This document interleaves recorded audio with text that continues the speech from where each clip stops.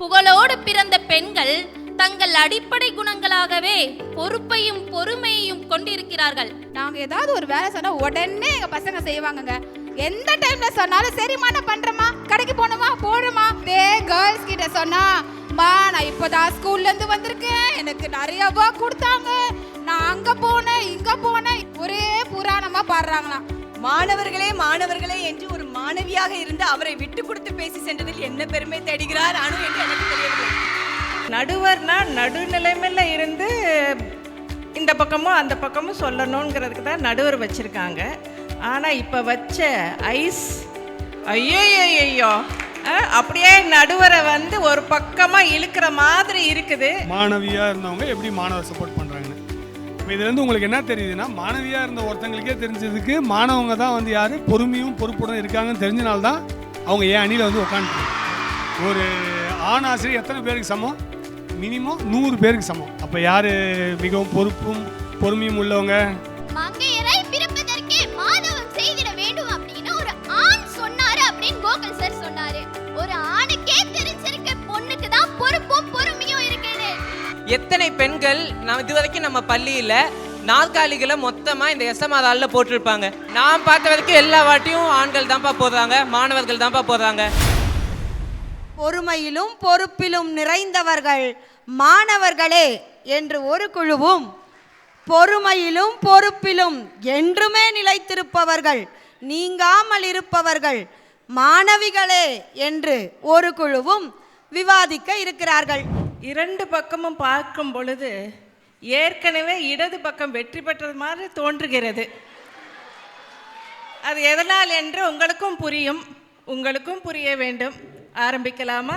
புறாவிற்காக தன் சதையினையும் கொடுத்த சிபி சக்கரவர்த்தியும், பசு கண்டிற்காக தன் ஒரே மகனை தேர்காலிலிட்டு கொன்ற மனுநீதி சோழன் போன்ற நீதி மன்னர்களின் வரிசையில் நீதியை நிலைநாட்ட வீச்சிருக்கும் எம் நடுவர் அவர்களே, இதழிட்ட தாமரை போல் பூத்து குலுங்கும் மாணவ மாணவி செல்வங்களே, மதிப்பிற்குரிய ஆசிரிய பெருமக்களே, நியாயத்தின் பக்கமே மட்டும் நிற்கும் என் அணியினரே, தோல்வியை தள்ளுவ காத்திருக்கும் எதிரணியினரே, உங்கள் அனைவருக்கும் என் வணக்கங்களை தெரிவித்துக் கொள்கிறேன்.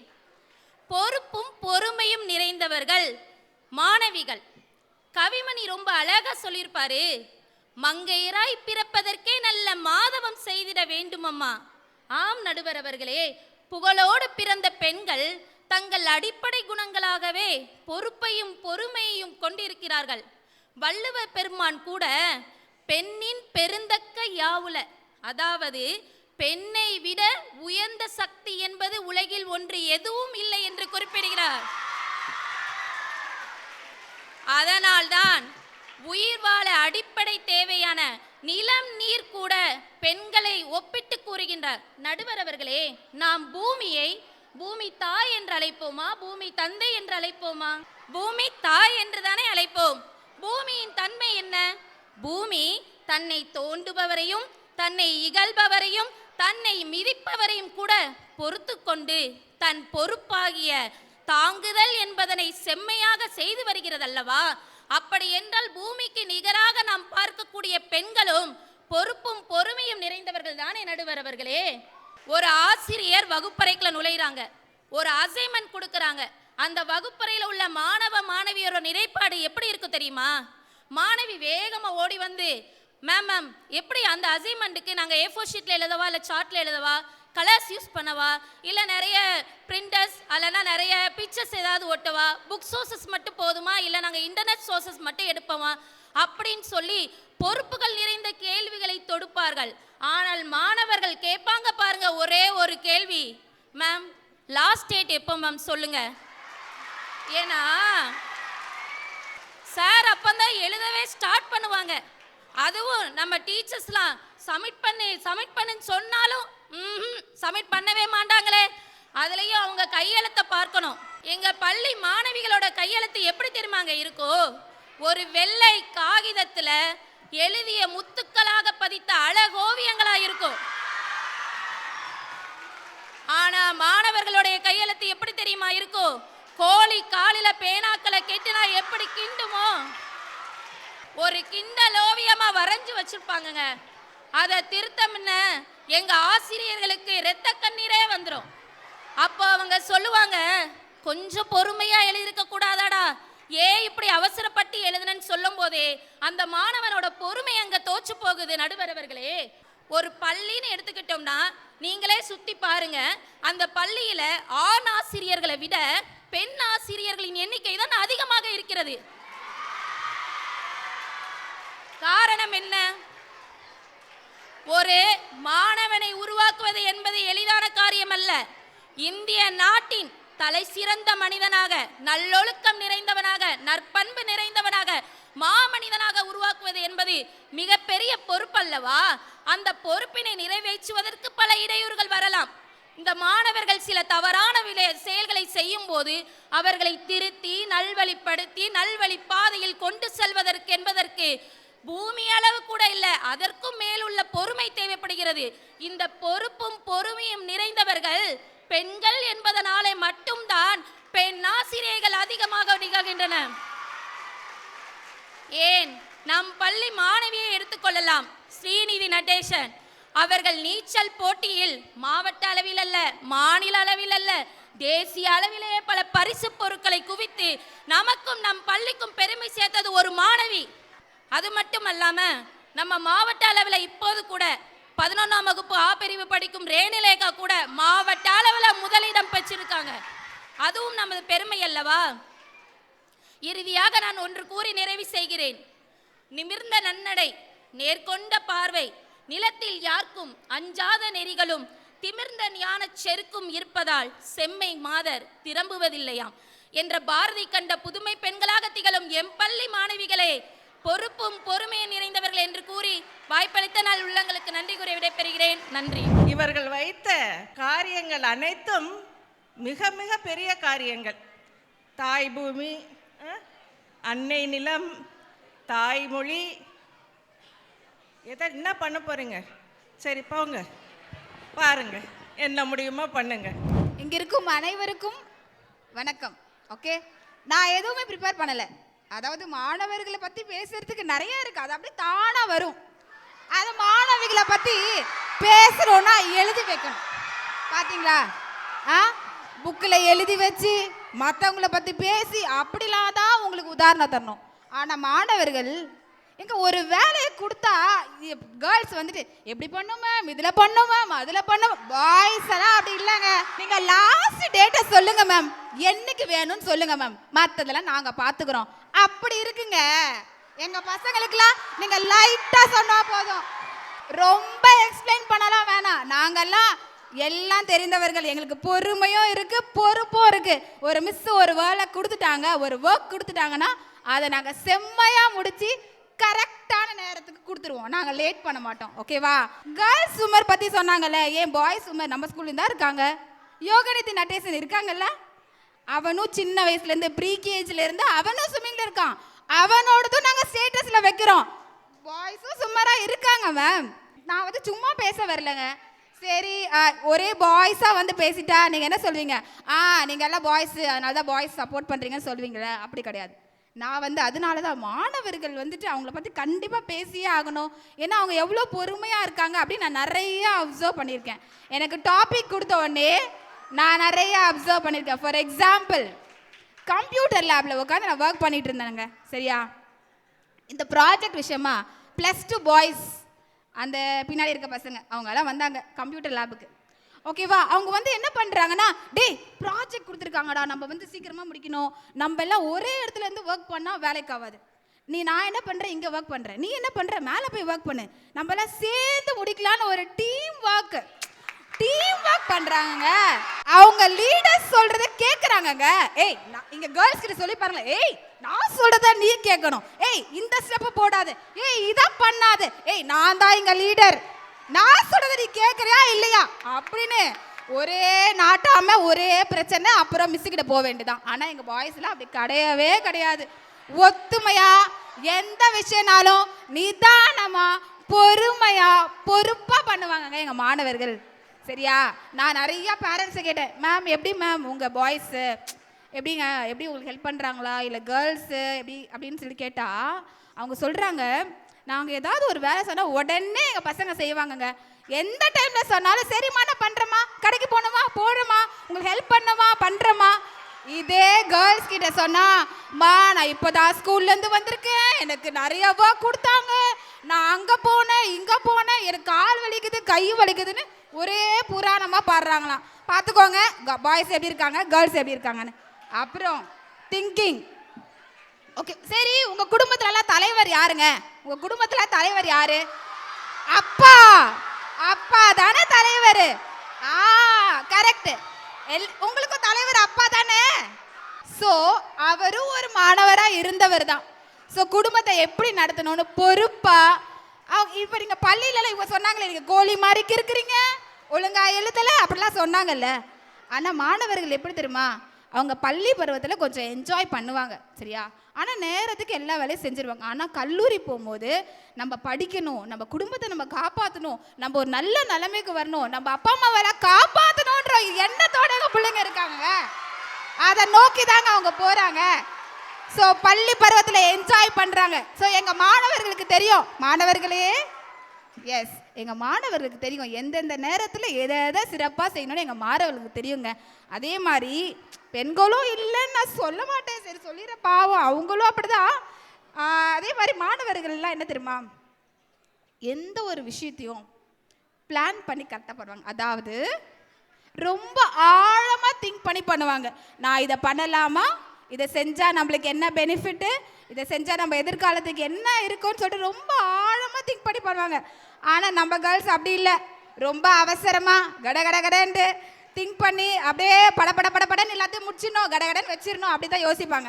ஸோ அந்த திங்கிங்லேயே அவங்க வந்துட்டு பேஷன்ஸை பொறுமையாக காத்துக்க மாட்டேங்கிறாங்க சரியா. ஸோ இப்போ கூட பார்த்தீங்களா எங்கள் மாணவர்கள் எவ்வளோ அழகாக கவனிக்கிறாங்க பார்த்தீங்களா, எவ்வளோ அழகு, முத்துக்கள்மா முத்துக்கள். நாங்கெல்லாம் அவ்வளோ முத்துக்களை வச்சிருக்கோம் மாணவர்களுக்குள்ள. ஸோ டீச்சர்ஸ் கூட பாருங்களேன், இப்போ ஏவி சாரை கூட கேளுங்க, அவருக்கு ஏதாவது வேலை ஆகணும்னா உடனே அம்மா அந்த பாய்ஸை கொஞ்சம் அமுச்சு விடுங்க, +2லேருந்து 11th 10th பாய்ஸ் அமுச்சு விடுங்க தான் சொல்கிறாரு. ஏன்னா அந்த பிள்ளைங்க தான் பொறுப்பாக வேலை செய்யும். கேர்ள்ஸ் அதே மாதிரி தான் லேடி டீச்சர்ஸும், அவங்க சும்மா சொல்கிறாங்க எதனாலும் பண்ணிடுவாங்கன்னு. ஆனால் ஏதாவது ஒரு வேலை ஏறி கட்டணும் இறங்கி வேலை செய்யணும்னா பாய்ஸை தான் கூப்பிடுவாங்க. ஆமாம் தானே பாய்ஸ்?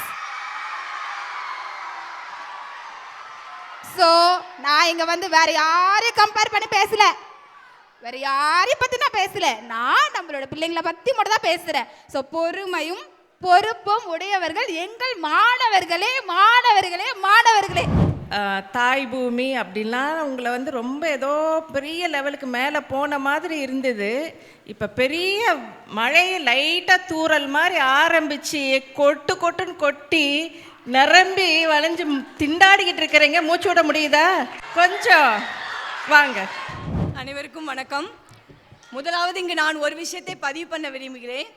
மாணவர்களே என்று ஒரு மாணவியாக இருந்து அவரை விட்டு கொடுத்து பேசி சென்றதில் என்ன பெருமை தேடுகிறார் அனு என்று எனக்கு தெரியவில்லை. ஏனால் ஒரு காலத்தில் அவரும் ஒரு மாணவியாக இருந்தவர் தான். ஸோ இதன் மூலம் என்ன சொல்கிறார், மாணவியாக இருந்தபோது எனக்கு பொறுப்பு பொறுமை இல்லை என்பதை சொல்ல வருகிறாரா? மதிப்பிற்குரிய நடுவர் அவர்களே, எஸ் அவர்கள் எங்களை தண்ணீரில் மூழ்கடித்து தான் விட்டார். ஆனால் நாங்கள் சென்னையில் வாழ்பவர்கள் எப்பேற்பட்ட வெள்ளம் வந்தாலும் எப்படி தப்பிக்க வேண்டும், எப்படி வாழ வேண்டும், அந்த வெள்ளத்திலும் எங்கள் பணியை எவ்வளவு பொறுப்பாக பொறுமையாக செய்ய வேண்டும், அனைத்து கலைகளையும் கற்றுக்கொண்டவர்கள் நாங்கள். ஒரு சிறு தூறலுக்கே பள்ளிக்கு வராமல் வீட்டில் ஓய்வெடுக்கும் மாணவர்கள் அல்ல நாங்கள். மதிப்பிற்குரிய அனு ஆசிரியர் அவர்களே, நீங்கள் சொன்னீர்கள் கடைசி தேதி என்னவென்று சொல்லுங்கள், அந்த தேதியில் நாங்கள் சப்மிட் பண்ணுவோம் என்னவென்று. எனக்கு தெரிஞ்சு நீங்க இன்னும் 4th floor வந்து பார்க்கல. அந்த கடைசி தேதியில் மேம் பிசிக்ஸ் மேம் எங்க, மேம் கெமிஸ்ட்ரி மேம் எங்க, மேம் ஏஐ மேம் எங்க, எதற்கு ரெக்கார்ட் நோட் சப்மிட் பண்ணவில்லை? அவர்களை தேடி கடைசி நேரம் தலை தெரித்து பொறுமை இழந்து ஓடியவர்கள் எங்கள் மாணவர்கள். ஆனால் எங்கள் மாணவிகளோ அந்த பொறுமை இழந்து ஓடிய மாணவர்களை நிதானப்படுத்தி தனது ரெக்கார்டை காண்பித்து அவர்களுக்கு ஒரு பொறுப்புடனும் பொறுமையுடனும் அவர்களை எழுத முடிக்க தன் கை கொடுத்து உதவியவர்கள் எங்கள் மாணவிகள். இதை நான் தங்களுக்கு பதிவுபடுத்த விரும்புகிறேன். அதே மாதிரி 8 மணி கிளாஸ் நீங்க சொன்னீங்கல்ல பொறுப்பு பொறுமை. எங்கள் மாணவிகள் வீட்டில் தங்களது தாயாருக்கும் உதவி செய்து தன் வேலையை தானே செய்து. மாணவர்களே, நீங்கள் ஒரு விஷயத்தை நன்றாக தெரிந்து கொள்ள வேண்டும். இங்க இந்த தலைப்பில் வந்து யார் பெரியவர்கள் என்பதல்ல, யாரை விட யார் சிறிது உயர்ந்தவர்கள், அவ்வளவுதான். எல்லோரிடமும் பொறுப்பு பொறுமை இருக்கிறது. ஆனால் நான் ஆணித்தரமாக சொல்லுவேன், மாணவர்களை விட மாணவிகளிடம் பெர்சன்டேஜ் ஜாஸ்தி தான். இதை நான் எப்படி சொல்வேன் என்றால், உதாரணத்திற்கு நீட் எக்ஸாம் 2025ஆம் ஆண்டு நீட் ரிசல்ட்டை நீங்கள் எடுத்துக்கொண்டால் இன்னைக்கு மாணவிகளோட பெர்சன்டேஜ் ஓகே, அதோட பெர்சன்டேஜ் மாணவர்களை விட ஜாஸ்தி தான். காரணம் என்ன? அவருடைய பொறுப்பு, அவருடைய பொறுமை. எத்தனை வருடம் ஆனாலும் மாணவர்களுக்கு அந்த பொறுப்பு பொறுமை கிடையாது. ஒரு வருஷம் படிச்சது போதாதா, இதை இன்னொரு வருஷம் வரை படிக்கணுமா? கிடையாது. பட் மாணவிகள் எத்தனை வருடம் ஆனாலும் நான் வெற்றி பெறும் வரை நான் படிப்பேன், அந்த பொறுமை யாரிடம் இருக்கிறது? அதிக எண்ணிக்கை மாணவிகளிடம் மட்டுமே. ஒரு நல்ல உதாரணத்தை சொல்ல வேண்டும் என்றால், நல்ல மாணவிகள் நீங்கள் இப்போ எடுத்துக்கொண்டால் சமுதாயத்தில் நம்ம பேசும்போது ஒரு சகோதரியா நம்ம பெண்களை உயர்த்தி பேசுவோம், ஒரு தாயா பெண்களை உயர்த்தி பேசுவோம், ஒரு தாரமா பெண்களை உயர்த்தி பேசுவோம். ஆனா எந்த இடத்துலையுமே ஒரு மாணவியா பெண்களை ஏன் உயர்த்தி பேசல? ஆனா இன்னைக்கு ஒரு சகோதரியாவோ ஒரு தாயாவோ ஒரு தாரமாகவோ இருக்கிறவங்க ஒரு காலத்துல ஒரு நல்ல மாணவியா இருந்தால் மாத்திரமே அவர்களால இந்த பதவியில நல்ல ஒரு பேரை எடுக்க முடியும். இன்னைக்கு குடும்பத்தை மாணவிகளே நன்றாக கேளுங்கள், மாணவர்களே நீங்களும் நன்றாக கேளுங்கள். ஒரு பள்ளி பருவத்தில் தான் நீங்கள் மாணவியாகவோ மாணவனாகவோ இருக்கிற காலகட்டம் மாத்திரமே உங்களை நல்வழிப்படுத்துறதுக்கு ஆசிரியர் இருக்கார்கள் என்று சொன்னது 100க்கு 100 அவங்க சொன்ன மாதிரி பெண் ஆசிரியர்கள். ஓகே, அந்த பொறுமை உங்களை தட்டி கொடுத்து ஒரு தாயாக ஒரு சகோதரியாக ஒரு நல்ல ஆசிரியராக இருந்து உங்களை நல்வழிப்படுத்தும் போது உங்களை நிறைய விஷயத்துல உந்துதல் படுத்துறோம். மாணவிகளுக்கு மாத்திரமல்ல, மாணவிகளுக்கும் நாங்கள் நல்ல, மாணவர்களுக்கும் நாங்கள் நல்ல தாய் தான். ஆனால் எத்தனை பேருக்கு மதர் தெரேசாவை தெரியும்? இன்னைக்கு நோபல் பரிசு வாங்கிய எத்தனையோ பெரிய வல்லுநர்கள் இருக்கிறார்கள். Nelson Mandela, Martin Luther king, நிறைய நம்ம சொல்லலாம். வரலாற்றில் நம்ம நிறைய பேரை படிச்சிருக்கோம் நோபல் பரிசு. ஆனா ஒரு மதர், ஒரு தாயா இருந்து நோபல் பரிசு பெற்ற ஒரு மதர் தெரேசா அந்த பெற்ற அந்த நோபல் பரிசுக்கான தொகையை கூட அவங்க ட்ரஸ்டுக்கே கொடுத்தாங்க. ஸோ இந்த தாட் அவங்களுக்கு எப்போ வந்துச்சு? அவங்க ஒரு மாணவியா இருக்கிற பருவத்திலேயே அவங்க நான் ஒரு தாயா இருக்கணும், ஒரு தாயா இருந்தா மாத்திரம்தான் நான் என்னோட பொறுமையும் பொறுப்பையும் நான் நல்ல ஏழைகளுக்கும் எளியவர்களுக்கும் காமிக்க முடியும். அப்ப விதைச்ச விதை, அந்த விதை தான் அவங்க மனத்துல ஒரு மாணவியா விதைச்ச விதை. 13 வயசுல அவங்க இந்தியாவுக்கு வந்தாங்க. 13 வயசுங்கிறது மாணவிகளே மாணவர்களே இப்போ நீங்க இருக்கிற இந்த ஸ்டேஜ் தான். ஸோ மாணவ பருவம், அந்த மாணவிக்கு தான் அந்த பொறுமை வந்தது. யாராவது ஒரு மாணவர்கள் நீங்க சொல்லுங்க, அந்த வயதுல சமுதாயத்துக்காக ஏழை எளியவர்களுக்கு உதவுற அந்த பொறுப்போடையும் பொறுமையோடையும் வந்தவங்க எத்தனை பேர் இருக்காங்க? இவ்வளவு ஏன் நடுவராக வீட்டிற்கும் நமது பெரிய தாளாளர் இன்னைக்கு அவங்க நம்ம முதல் நம்ம இது பார்க்கும்போது சொன்னோம், தெய்வத்தை கோவிலில் கண்டு பார்ப்பவர்களுக்கு மத்தியில் தெய்வத்தன்மையை குழந்தைகளிடம் பார்க்கும் அந்த தாயுள்ளம் அவர்களிடம் இருக்கிறது. இன்னைக்கு ஒவ்வொரு குழந்தையும் பொறுப்போடும் பொறுமையோடு இன்னைக்கு எங்களை எல்லாம் மேனேஜ் பண்ணி எவ்வளவு பொறுமையா எவ்வளவு பொறுப்பா. ஒரு இன்ஸ்டிடியூஷன் இல்லைங்க, ஒன்னு இல்லை அவங்க கீழே இன்னைக்கு எவ்வளோ இன்ஸ்டிடியூஷன்ஸ், அவங்களுடைய சிஸ்டர் கன்சர்ன்ஸ் அவ்வளோ இருக்குது. அவ்வளோத்தையும் இன்னைக்கு ஒரு பெண்ணா இருந்து இந்த குணம் அவங்களுக்கு என்ன இப்போ வந்திருக்குமா? ஏங்க 5ல் விளையாடுது 50ல் விளையாதுங்க. அப்போ ஒரு மாணவியா இருக்கும்போது அவங்களுக்கு வந்து அந்த பொறுப்பு தான், அந்த பொறுமை தான் இன்னைக்கு அவங்களை இவ்வளோ பேருக்கு, இன்னைக்கு இத்தனை மாணவிகளை உருவாக்கக்கூடிய அந்த பொறுப்பு பொறுமை, எந்த விஷயத்தையும் சிரிச்சுக்கிட்டே பொறுமையா டீல் பண்ணக்கூடியது முடியுமா? இன்னொரு விஷயம் சொல்ல விரும்புறேன். அணிய பாருங்க, மாணவர்களை பத்தி பேச வந்திருக்காங்க, ஆனா எண்ணிக்கை 3ல் 2. அங்க பாருங்க, மாணவிகளை பத்தி பேச வந்தது 3மே. அப்ப மாணவர்களை பத்தி பேசுறாங்க, எண்ணிக்கையிலே சிலருக்கு தைரியம் இல்லை. எங்க மாணவிகள் பக்கம் இருந்தா அவங்களுடைய நம்பிக்கை, இதுலயே நீங்க வீக் ஆயிட்டீங்க. சோ என்னைக்கா இருந்தாலும் பொறுப்பு பொறுமைன்னு சொன்னாலே அது தாய் தான், அது மாணவிகள் தான். ஸோ மாணவிக பருவத்தில் இருக்கக்கூடிய அந்த பொறுப்பு பொறுமை கம்பேர் டு மாணவர்கள் என்னைக்குமே கம்மி தான்.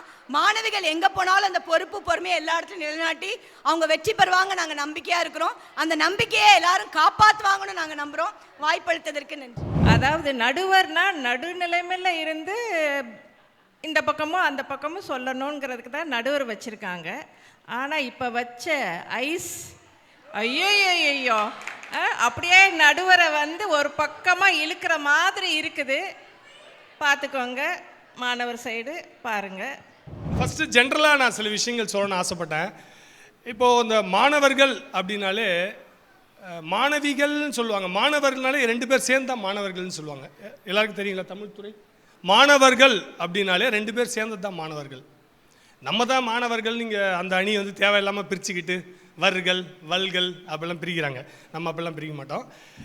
மாணவர்கள்னால் நம்ம காலையிலேருந்து படுற சில விஷயங்கள் நான்லாம் படிக்கும்போது அதை மட்டும் ஃபஸ்ட்டு சொல்லிவிட்டு அப்புறம் இவங்க சொன்னதுக்கெலாம் நம்மளால் முடிஞ்ச அளவுக்கு பதில் கொடுப்போமே. நடுவர் மிகவும் நல்லவர், அவங்க ஐஸ்லாம் வைக்க தேவையில்லை, அவங்களுக்கு தெரியும். நடுவருக்கு வந்து ஒரு மாணவியும் இங்கே படிச்சிருக்காங்க, ஒரு மாணவரும் இங்கே படிச்சிருக்காரு. அதை பற்றி நம்ம பின்னாடி குறிப்பு கொடுப்போம், நம்ம எடுத்து கொடுப்போம் பாயிண்ட்ஸை. ஓகேங்களா? அதுக்கு முன்னாடி இப்போ நான்லாம் மாணவ பருவத்தில் இருக்கும்போது பார்த்தீங்கன்னா எப்பயுமே first period English. First period இங்கிலீஷில் போய் உட்காருவேன். ஒருத்தர் வருவாங்க, ஒரு இங்கிலீஷ் டீச்சரு வாங்க, வில்லியம்ஸ் வேர்ட்ஸ்வர்த் அப்படி இப்படின்னு ஏதோ சொல்லுவாங்க, ஒரு டேஃபடில்னுவாங்க. உடனே நமக்கு என்ன தோணுன்னா ஒரு வில்லியம் வேர்ட்ஸ்வர்த் மாதிரி அப்படி ஒரு கெத்து வந்துடும் அந்த ஃபஸ்ட் பீரியடு. நம்ம ஒரு வெள்ளைக்கார மாதிரி, ஏன்னா அந்த 2 வார்த்தை தெரிஞ்சிடும், டேஃபடில்ஸ் ஆர் லைக் சிங்ஸ் ஏதோ வரும். உடனே நமக்கு அந்த ஒரு கெத்து வந்துடும். முடிகிற டைமில் பார்த்தீங்கன்னா தமிழ் ஆசிரியர் உள்ளே வருவாங்க. அவங்க வரும்போதே பார்த்தீங்கன்னா ஒரு பாரதியாரோட மூஞ்சில் இருக்கிற கோவத்தோடயே வருவாங்க. ஏன் அப்படி வராங்கன்னு பார்த்தீங்கன்னா அவங்க வந்து அக்னி குஞ்சொன்று கண்டேன் அந்த பாடத்தை சொல்லிக் கொடுக்க வருவாங்க பிறகு அவங்க அங்கேருந்து ப்ரிப்பரேஷனோட வருவாங்க. நம்ம இங்கே என்ன மென்டாலிட்டியில் இருப்போம்னா வில்லியம்ஸ் வேர்ட்ஸ்வர்த் மென்டாலிட்டியில் உட்காந்துருப்போம் அப்படி ஜெயிலியா. இது என்ன புதுசாக பாரதியார் இங்கே வராருன்ட்டு உடனே அவரை விட்டுட்டு பாரதியார்கிட்ட போயிடுவோம். இந்த பீரியட் முடியுமா பாரதியார் ஓகே பாரதியார்னு இருப்போம். இதுக்கப்புறம் தான் ரொம்ப கொடுமை, மேக்ஸ் வாத்தியார் வருவார். ஓகேங்களா? அவர் வந்தவொடனே பித்தாகரஸ்ன்னுவார். என்னது பித்தாகரஸா? இவர் யாருன்னு நமக்கு தெரியாது. நமக்கு வில்லியம்ஸ் வேர்ட்ஸ்வர்த்லேருந்து தப்பிச்சு பாரதியார்ட்ட வந்திருப்போம். பித்தாகர் A² + B² = 2AB AXORன்னுவாங்க. ஐயோ இது இதை கொஞ்சம் கஷ்டப்பட்டு கொஞ்சம் டைஜஸ்ட் பண்ணுவோம். இதை டைஜஸ்ட் பண்ணி கொஞ்சம் அப்பாடான்னு நினைக்கும் போது ஒரு சோஷியல் சயின்ஸ் வருவாங்க. இல்லை இது இது என்னோட பருவத்தில் நடந்தது, மேபி இப்பயும் நடக்குதுன்னு நினைக்கிறேன். அவங்க உள்ள வந்து இன் 1947வாங்க. நான் ஏன்டா 1947க்கு போனோம், நான் பிறந்தது 1980 தானடா நமக்கு தோணும். கரெக்டாக இல்லை? காந்திஜி வெண்ட் ஃபார் த ஏதோ ஒரு கதை சொல்லுவாங்க. ஓ அப்போ இதெல்லாம் வேஸ்ட்டு போல இருக்குன்னு எது வில்லியம்ஸ் வேர்ட்ஸ்வர்த் பாரதியார் இந்த A² B² எல்லாத்தையும் விட்டு அங்கே போயிடுவோம். பயங்கரமாக நம்ம நாட்டை பற்றி தெரிஞ்சுக்கணும். நம்ம ஒரு நாட்டு இவங்க சொன்ன நாட்டுக்காக பூமி தாய்க்காக அப்படின்னு போயிடுவோம். அப்பாடா நம்ம நாட்டை பற்றி நிறைய தெரிஞ்சிட்டோன்னு நினைக்கிறதுக்குள்ளே சயின்ஸ் டீச்சர் வருவாங்க. பிரெயின் இஸ் மோர் இம்பார்ட்டண்ட் அப்படின்வாங்க. என்ன பிரெயின் இஸ் இங்கே தான் வந்து அது என்ன சொல்லுவாங்க, மெடுலா அப்ளங்கேட்டா இருக்குது. இந்த ஒரு படத்தில் வரும்ல, அது ஒன்றும் இல்லை, இங்கே மெடுலா அப்ளங்கேட்டா இருக்கா, அடிபட்டிருக்கோம், அந்த மாதிரி ஒரு கதை சொல்லுவாங்க. ஐயோ இது நான் புதுசாக இருக்குன்னு அதுக்குள்ளே ஒரு பிரேக் வந்துடும். பாடா விட்டா போதும், நம்ம ஃபஸ்ட்டு நம்ம யாராக இருப்போம்னு போய் பார்க்கறதுக்குள்ளே நம்ம எத்தனை வாத்தியார் ஆகிட்டோம், 5 வாத்தியார் ஆகிருப்போம் பிரேக்குள்ளே. அப்போ முடிச்சுட்டு வரும்போது பார்த்தீங்கன்னா அடுத்து PT கிளாஸ் வரும். அப்பாடா நிம்மதியாக PT கிளாஸுக்கு போயிடலான்னு போகும்போது தான் ஒரு இங்கிலீஷ் சார் இவன் 2 பேரையும் மட்டும் நிப்பாட்டுங்க, இவன் எழுதாமல் இருக்கிறான்னுவாங்க. மிஸ் ப்ளீஸ் அந்த ஷாகுல் சாருமே ஒரு PT மாஸ்டர், அவர்கிட்ட போய் கெஞ்சுவோம், சார் கொஞ்சம் ஹெல்ப் பண்ணுங்க சார். அவரும் போய் நமக்காக சண்டை போடுவார், பட் ஒன்றும் யூஸ் இருக்காது. கொண்டு வந்து உட்கார வச்சு இங்கிலீஷ் எழுதிட்டு போங்க, நம்ம ஜன்னலில் பார்த்துட்டு போய் நம்ம பசங்க விளையாடிக்கிட்டு இருப்போம். இது முடிஞ்சு சரி ஏதோ முடிஞ்சிச்சு, ஸ்கூல் முடிய போது அடுத்த பெல்னு பார்த்தா லாஸ்ட் பீரியடில் மார்க் ஷீட் வரும். இங்கே வா, இங்கிலீஷில் 2, நீ எங்கே தேர போகிற, மேக்ஸில் 3, ஏன்னா நமக்கு எதை படிக்கிறதுன்னு நமக்கு தான் தெரியலையே இல்லை. ஸோ இதை மாதிரி தான் வந்து நம்மளோட எவ்ரிடே லைஃப் போகும். இதுக்கு நடுவில் வந்து இப்போ திடீர்னு இந்த மாதிரி ஒரு தலைப்பாக கொடுத்துட்டாங்க இவங்க. மாணவர் சிறந்தவர்களாக ஆனால் 2 பேருமே சிறந்தவர்கள் தான், 2 கண்கள் தான். ஓகேங்களா? ஆனால் சில நேரம் அந்த 2 கண்கள் தெரியலன்னா நம்ம கண்ணாடி போட்டு தான் ஆகணும். இப்போ நான் வந்து ஜென்ரலாக ஏன்னா என்னோட அணிக்காக நான் பேசணும் போது நடுவர் அவர்களே, உங்களுக்கு தெரியாத சட்டம் இல்லை திட்டம் இல்லை எல்லாமே தெரியும். ஃபர்ஸ்ட் ஆஃப் ஆல் இப்போ இவங்க கிட்டேருந்து ஆரம்பிப்போம். நம்ம அவங்க பேர் என்ன, முத்துத்தனலட்சுமி மிஸ். ஃபஸ்ட்டு எடுத்தோடனே ஒரு பாரதியார் பாட்டு பாடினாங்க, ஏதோ ஒரு பெண்களை பற்றி. அதை பாடினதே பாரதியார் ஒரு ஆண் தானையா?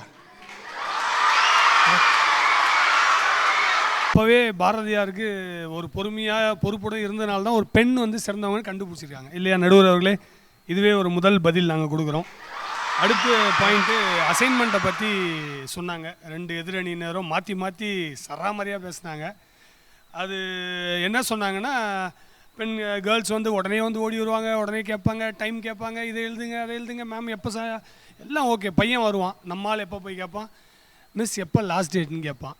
என்ன தப்பு? நம்ம என்ன பேசுகிறோம் இங்கே விஷயம்னா, பொறுமையுடன் பொறுப்புடன் இருப்பது யார்? பையன் பொறுமையாக லாஸ்ட்டாக கொடுத்துட்டு போகிறான். இப்போ என்ன பிரச்சனை உங்களுக்கு? நல்லா அவங்க யோசித்து பார்த்துங்க. ஆமை முயல் கதை உங்கள் எல்லாருக்கும் தெரியும், நடுவர்களே உங்களுக்கும் தெரியும், எதிர்கட்சி அணின்னு உங்களுக்கும் தெரியும்.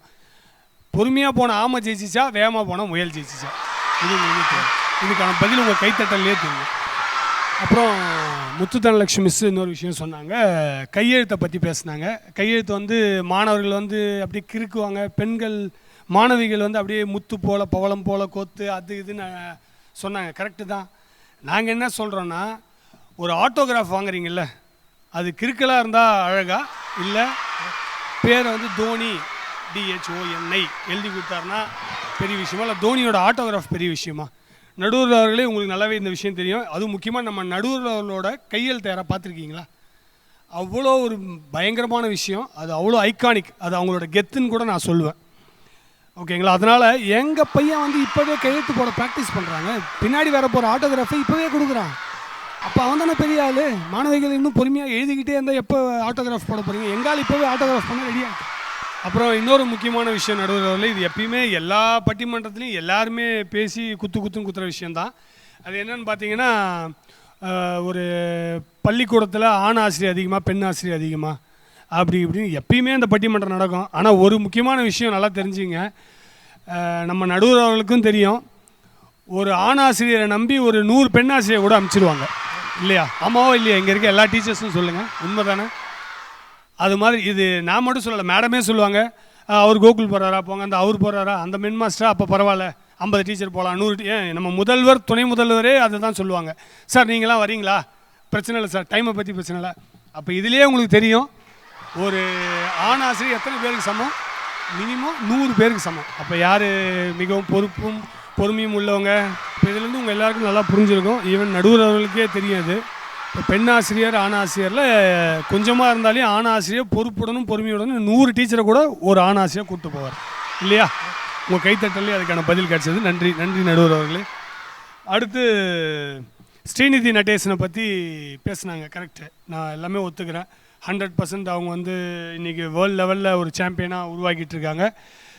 அதுக்கு வந்து நம்மளுடைய தாளாளர், நம்மளுடைய நடுவர், அவங்க எல்லாருமே வந்து ரொம்ப முக்கியமான ஒரு காரணம். ஏன்னா இன்னமும் நிறைய உதவிகளை நம்ம நடுவர் அவர்கள் அதுக்காக அவங்களுக்கு செஞ்சிட்ருக்காங்க. ஆனால் இதுக்கு பின்னாடி இருக்கிற ஒரு பொறுமையுடனும் பொறுப்புடனும் இருந்த அவரோட அப்பா, அவரை நிறைய பேர் மறந்துட்டோம்.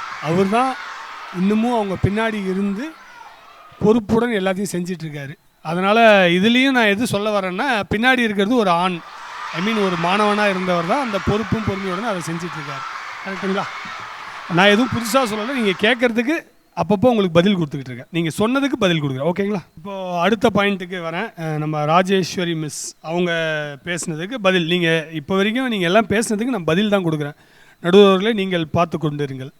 மாணவியாக இருந்த ஒருத்தங்களே வந்து இப்படி போய் மாணவர்களை சப்போர்ட் பண்ணுறாங்களே அப்படின்னு அவங்க கேட்குறாங்க. அதான் அவங்க ஃபஸ்ட்டு அவங்க சொன்ன விஷயம், மாணவியாக இருந்தவங்க எப்படி மாணவர் சப்போர்ட் பண்ணுறாங்கன்னு.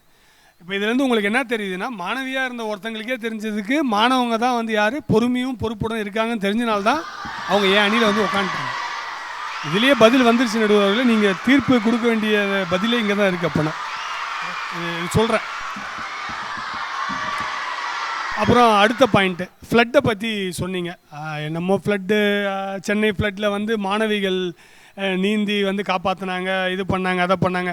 ஏதாவது அடித்து விடணுன்றதுக்காக பாயிண்ட்டுக்காக நீங்கள் உங்கள் இஷ்டத்துக்கு பண்ண எப்படிங்க? ஒரு நியாய தர்மமே இல்லையா? இதை வேணால் அடித்து விட்றீங்க. எந்த ஃப்ளட்டில் எந்த மாணவிங்க வந்து காப்பாற்றினாங்க? நான் சொல்கிறேங்க, எவ்வளோ வாலண்டியர்ஸாக காலேஜ் ஸ்டூடெண்ட்ஸும் சரி, ஸ்கூல் ஸ்டூடெண்ட்ஸும் சரி, எவ்வளோ பேர் இருந்தாங்கன்றதுக்கு நான் என்கிட்ட ப்ரூஃபே இருக்குது, ஃபோட்டோகிராஃபி இருக்குது, நான் கொடுக்குறேன். அடித்து விடக்கூடாது. இன்னொன்று, நம்ம நடுவர் அவர்களுக்கு வந்து 24/7 அவங்கக்கிட்ட வந்து அப்டேஷன் வச்சுக்கிட்டே இருப்பாங்க. எங்களுக்கே அவங்க சொல்லுவாங்க, நீ என்ன இன்னும் நேற்று கதையில் இருக்க, இன்றைக்கி இந்த நியூஸ் வந்துருச்சு தெரியுமான்னுவாங்க. அந்த மாதிரி இருக்க அவங்களுக்கும் தெரியும் நீங்கள் பேசுகிறது பொய் தான்னு.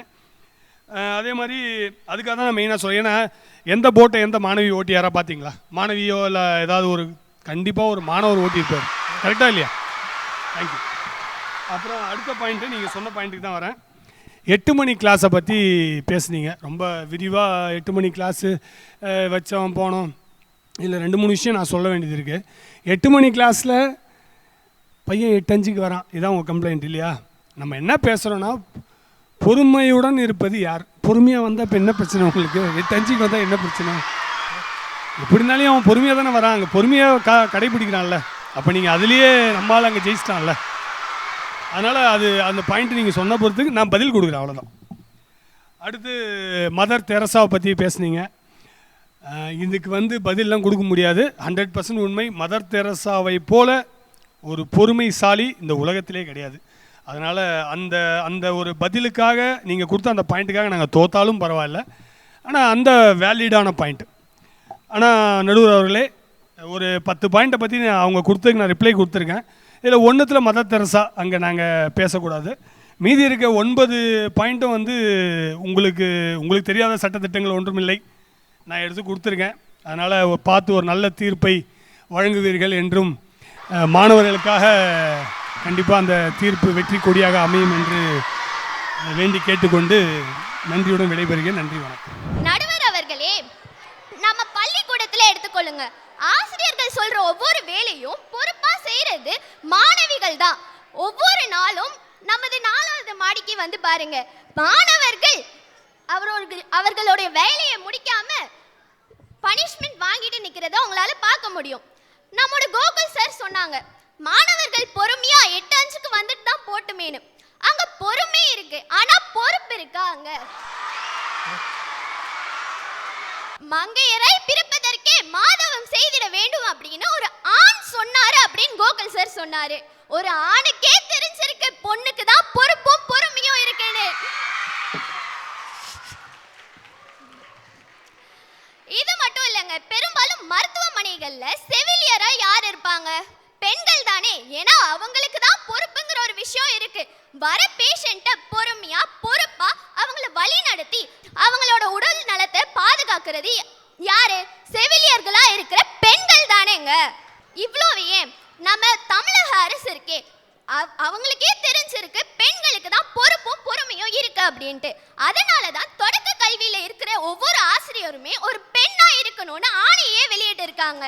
ஒரு ஆணுக்கு பொறுமை இருக்கு அப்படின்னு அவங்களுக்கு தெரியாதா? ஆனா ஆண்களை விட பெண்களுக்கு பொறுமையும் பொறுப்பும் அதிகமா இருக்குங்கிறது அவங்களுக்கே புரிஞ்சிருக்கு. இதுவே உங்க எல்லாருக்கும் பதிலடி கொடுத்துருக்கோன்னு நினைக்கிறேன். மிக அருமை அல்ஃபிடா அவர்களே. நான் நினச்சேன் இந்த பக்கம் பயங்கரமாக பவுலிங் நடக்குதுன்னு நினச்சேன். ஆனால் போட்ட ஒவ்வொரு பாலையும் ஹெலிகாப்டர் ஷாட்டு எல்லா ஷாட்டும் அடித்து 6-ஆக தள்ளிட்டீங்கம்மா, வாழ்த்துக்கள். இன்னைக்கு நான் இந்த பட்டிமன்றம் ஆரம்பிக்கும் போது மாணவர்களுக்கும் மாணவிகளுக்கும் தானே வச்சு பேசுகிறாங்க. அதனால் இன்றைய காலத்தில் மாணவர்கள் எப்படி இருக்காங்க, மாணவிகள் எப்படி இருக்காங்க அப்படிங்கிறத பற்றி பேசலான்னு யோசிச்சு தான் உட்கார்ந்தேன். ஆனால் வந்ததுக்கப்புறம் பார்த்தா முர்மு அவர்கள்லேருந்து பாரதியார் அவர்கள் வரைக்கும் எல்லாம் முன்னாடி படித்து முடித்து, ஏன் நான் இன்னைக்கு குடும்ப தலைவிகளாக இருந்து 1000 ரூபாய் உதவித்தொகை வாங்குற ஒவ்வொருத்தங்க வரைக்குமே கூட பேசுகிறோமே. ஆனால் இன்னைக்கு மாணவிகளாக உட்காந்துட்டு இருக்கிற இவங்களை பற்றி யாராவது பேசணுமா? ராஜி ஆசிரியர் சொன்னாங்க, 5ல் வளையாது 50லையும் வளையாது, அதனால தான் 50ல் வளையிற பெண்களுக்கு நாங்கள் உதவித்தொகை கொடுக்குறோன்னு. எந்த மறுப்பும் கிடையாதுங்க. நீங்கள் 5 வயதில் இருக்கப்ப நல்லா தான் வளைஞ்சிங்க. ஆனால் இப்போ இருக்கவங்க 15 வயசு ஆச்சு, இப்போ வளைஞ்சாங்களா அப்படின்னு கேட்டாலும் அதில் ஒரு பெரிய சந்தேகம் தான் எழும்பும். இன்றைய காலத்தில் மாணவர்களை மாணவிகளை ஒப்பிட்டு பார்க்கணும் அப்படின்னாவே நம்ம எடுத்த உடனே முந்தைய காலங்களில் போயிட்டு அந்த காலத்திலேருந்து தான் வரணும் அப்படிங்கிறது கிடையாது. ஏன் ஒவ்வொரு வகுப்பையும் பார்ப்போமே, ஒரு வகுப்பில் யாருங்க அதிக பொறுப்பாக இருக்கா? சரி, வகுப்பை விடுங்க. இன்னைக்கு இந்த மேடையில் ஒரு விழா நடக்க போகுது அப்படின்னா பெண்கள் எல்லாரும் வருவாங்க, மாணவிகள் வருவாங்க, மேடையில் நம்ம இதை பேசுவோம், அதை நடிப்போம், இதை நம்ம சொல்லுவோம், இந்த நிகழ்ச்சியை நடத்தணும், அது எல்லாத்தையும் பண்ணுவாங்க. அதுக்கெல்லாம் அவங்களுடைய எதிர்பார்ப்பு என்ன? குறைந்தபட்ச எதிர்பார்ப்பு ஒரு அங்கீகாரம் கிடைக்கும், பார்க்குறவங்க எல்லாரும் கை தட்டுவாங்க அப்படிங்கிறது. ஆனால் அவங்க அந்த நிகழ்ச்சியை நடத்தினதுக்கப்புறம் அதை பார்த்து கீழேருந்து கை தட்டுறதுல அங்கே இருக்க ஒரு குழு ஆஃப் ஆண்கள் மட்டுமே அங்கேருந்து பார்க்குற எல்லாருக்கும் நாற்காலிகளை போடுவாங்க. எத்தனை பெண்கள் இது வரைக்கும் நம்ம பள்ளியில் நாற்காலிகளை மொத்தமாக இந்த எஸ்எம்ஆர்ஆரில் போட்டிருப்பாங்க? நான் பார்த்த வரைக்கும் எல்லா வாட்டியும் ஆண்கள் தான்ப்பா போடுறாங்க, மாணவர்கள் தான்ப்பா போடுறாங்க. இதிலே தெரியும் யாருக்கு பொறுப்பு ஜாஸ்தின்னு. அதுவும் நான் இது முக்கியமாக சொல்ல வேண்டிய ஒன்று, நமக்கு வந்துட்டு அங்கீகாரம் கிடைக்கும், ஒரு பாராட்டு கிடைக்கும் அப்படிங்கிறதுக்காக நான் பொறுப்பாக இருக்கேன் அப்படிங்கிறது கிடையாது. எந்த அங்கீகாரமும் எனக்கு கிடைக்காது, எந்த பொறுப்பும் எனக்கு எந்த பாராட்டும் கிடைக்காது. இருந்தாலும் இந்த இடத்துல நான் பொறுப்பாக இருந்தால் மட்டும்தான் இந்த நிகழ்ச்சி நல்லபடியாக நடைபெறும் அப்படிங்கிற ஒரே காரணத்துக்காக நாற்காலி போடுறதுலேருந்து ஒரு பெண் வந்து பேசலாம், ஒரு ஆண் பேசலாம், யார் வேணாலும் பேசலாம். ஆனால் அதுக்கு அந்த ஒலிவாங்கியை வைக்கிறது எப்போதுமே ஒரு மாணவனாக தாங்க இருக்கிறான். அதனால் இன்றைய காலத்தில் பொறுப்பு அப்படிங்கிறது கண்டிப்பாக மாணவர்களுக்கு தான் இருக்குது. மாணவர்களே பொறுப்பில் சிறந்தவர்களாக இருக்கிறாங்க, அதுவும் எந்த எதிர்பார்ப்பும் இல்லாமல் சொல்லிக்கிறாங்க. இரண்டாவதாக நம்ம பார்க்க போகிறது பொறுமை. பொறுமை அப்படின்னா என்ன? இதில் வந்துட்டு இன்றைக்கி நம்ம பேசின பொறுமை அப்படிங்கிறது ஒரு செயலை செய்கிறதுக்குள்ளே நம்ம எவ்வளோ பொறுமையாக இருக்கோம், ஒரு செயலை எவ்வளோ நேரம் செய்கிறோம், அந்த செயல் முடிகிற வரைக்கும் நம்ம பொறுமை இழக்காமல் இருக்கோமா அப்படிங்கிறது தான். ஆனால் பல செயல்களை தொடர்ச்சியாக செஞ்சுட்டே இருக்கும்போது அங்கேயும் ஒரு பொறுமை நமக்கு தேவைப்படுது. பெண்களை பார்த்தீங்கன்னா நம்ம 2 வாட்டி முயற்சிச்சுட்டு 3வது வாட்டி முயற்சிக்கும் போது பொதுவான பெண்கள்னு சொல்லலை, இன்றைக்கி இங்கே அமர்ந்திருக்கிற மாணவிகளை பற்றி சொல்கிறேன். இவங்களை பார்த்தோம்னா 2வது வாட்டி செஞ்சுட்டு 3வது வாட்டி செய்யும் போதே ஒரு சலசலப்பு இருக்கும், அவங்களுக்குள்ள ஒரு படபடப்பு வந்துடும், அது எல்லாமே நடக்கும். ஆனால் ஆண்கள் 4வது வாட்டி முயற்சித்து 4 வாட்டி தோத்தாலும் சரி, 400 வாட்டி தோத்தாலும் சரி, அதே உத்வேகத்தோட வாடா பார்த்துக்கலான்னு சொல்லிட்டு திரும்பவும் உள்ளே இறங்கிடுவாங்க. அந்த வேலையை செஞ்சு முடிக்காமல் விட மாட்டாங்க. அந்த பொறுப்பு மாணவர்கள் கிட்ட தான் எப்போதுமே இருக்கும். பொறுமையில் மாணவர்களே சிறந்தவர்கள் அப்படின்னு சொல்கிறதுக்கு என்னுடைய முதல் காரணம் இதுதான். 2வது காரணம் என்ன அப்படின்னா, இப்போ ஒரு வேலையை எடுத்துக்கோமே, அந்த வேலை எப்படின்னா 5 மணி நேரம் செய்யணும்னு வச்சுக்கோங்க. 5 மணி நேரத்தில் ஆரம்பத்தில் வந்துட்டு உங்களுக்கு எதுவுமே கிடைக்காது. முதல் 4 மணி நேரத்துக்கு உங்களுக்கு எந்த ஒரு பலனுமே கிடைக்காது. கடைசி 1 மணி நேரத்துக்குள்ளே தான் உங்களுக்கு எல்லாமே நடக்கும். ஆனால் அதுக்கு நீங்கள் முதல் 4 மணி நேரம் சரியாக வேலையை செய்யணும். இப்படி ஒரு வேலை இருக்குதுன்னு வச்சுக்கோங்களேன்.